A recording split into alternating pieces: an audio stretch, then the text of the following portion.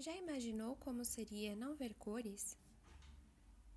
Ainda que os outros sentidos sejam importantes, são as informações visuais que dominam nossas percepções e nos permitem reconhecer pessoas, lugares e objetos do nosso dia a dia, processos nos quais as cores possuem papel de destaque.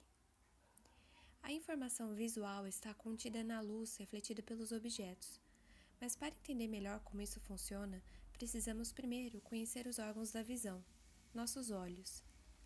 Eles estão situados no crânio, em cavidades ósseas chamadas órbitas, e são essencialmente esféricos. A esclera e a córnea formam a camada mais externa do olho. A esclera é um tecido branco, opaco e rígido, cujas funções são suporte e proteção. A córnea é transparente e convexa e permite a passagem de luz. A íris é a região pigmentada que controla essa passagem através da contração ou da dilatação da pupila. A coroide é uma camada fina que reveste a maior parte da superfície interna da esclera. É rica em melanócitos, o que evita que a luz seja refletida para fora do globo ocular. A lente, também chamada de cristalino, é um disco oval, elástico e transparente, cuja curvatura é alterada através de músculos ciliares. A forma da lente determina o grau de refração dos raios luminosos, focalizando imagens na retina. A retina recobre a coroide e também é a parte do olho sensível à luz. A retina será explicada com mais detalhes adiante. Entre a córnea e a lente há um líquido chamado humor aquoso.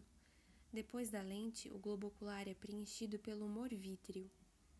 Ao olharmos para um objeto, a luz refletida por ele atravessa a córnea, o humor aquoso, a pupila, a lente e o humor vítreo, sendo projetada na retina, de onde a informação será enviada para o encéfalo. Mas e as cores? Como mencionado anteriormente, a retina é a parte do olho sensível à luz. Ela é estruturada em camadas, sendo as mais profundas as de fotorreceptores, divididos em cones e bastonetes. Os bastonetes são mais sensíveis à luz. Este tipo de receptor percebe movimentos na nossa visão periférica, mas não pode diferenciar cor. Já os cones dependem de muita luz para gerar resposta. Estes receptores permitem a formação de uma imagem focada e em cores. Isso acontece porque os cones são sensíveis a diferentes comprimentos de onda. No caso dos humanos, são 3 tipos de cones: azul, verde e vermelho. Apenas uma parte do espectro de luz pode estimular os cones, constituindo o espectro de luz visível, que vai de vermelho até violeta. A frequência relativa de resposta gerada simultaneamente pelos diferentes tipos de cones permite que diferenciemos milhões de cores. Cones e bastonetes estão distribuídos de forma diferente. Enquanto os bastonetes se concentram nas periferias da retina, ocupando boa parte da área dessa estrutura, os cones se concentram na região central, denominada fóvea.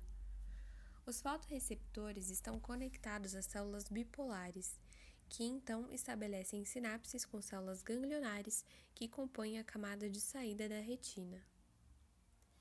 Os axônios dessas células convergem, formando o nervo óptico que conecta o olho ao encéfalo e leva até ele os impulsos gerados pelo estímulo luminoso, permitindo que a informação seja processada para formar imagens. Mas nem todo mundo enxerga da mesma forma.